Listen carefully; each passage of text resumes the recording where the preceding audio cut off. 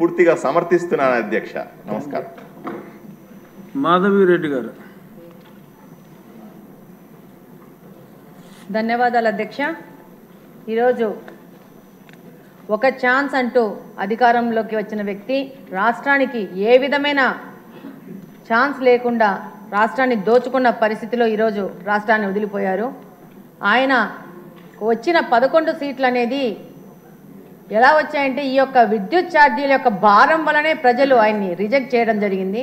మేము క్యాంపెయినింగ్ వెళ్తుంటే ప్రతి ఒక్కరు చెప్పేవాళ్ళు 2 రూములు ఉన్న వాళ్ళకి ఒక లైటు ఒక ఫ్యాన్ ఉన్న వాళ్ళకు కూడా 2000 1500 ఫీజు ఛార్జెస్ కరెంట్ ఛార్జెస్ వచ్చేటివని చెప్పేవాళ్ళు. కొంతమంది అయితే వాళ్లకు కరెంటు పీకేస్తాము మీరు బకాయిలు కట్టకపోతే అంటే వాళ్ళకున్న ఉంగరాలు చిన్న చిన్న బంగారు వస్తువు కూడా అమ్మి వాళ్ళ విద్యుత్ బకాయిలు చెల్లాల్సిన పరిస్థితిలో ఈ రాష్ట్రం గత 5 సంవత్సరాల్లో ఉండింది.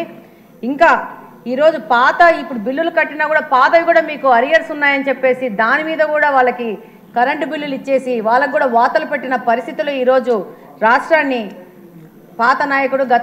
గత ముఖ్యమంత్రి గారు తీసుకుపోయిన పరిస్థితుల్లో ఈరోజు రాష్ట్రం బయటకు వచ్చింది.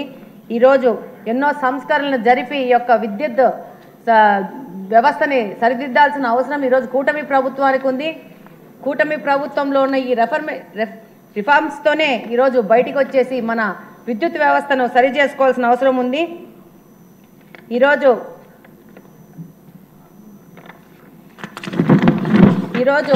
బయట నిలబడుకొని ఈ యొక్క ప్రతిపక్షంలోని వాళ్ళ నాయకుడు ట్విట్టర్ ద్వారా వేరే వేదికల ద్వారా వేరే మీడియంస్ ద్వారా వచ్చేసి మీరు ఇప్పుడు బకాయిలను పెంచారు మీరు విద్యుత్ ఛార్జీలను పెంచారని చెప్పేసి ఈరోజు కూటమి ప్రభుత్వాన్ని ఆయన విమర్శిస్తున్నారు.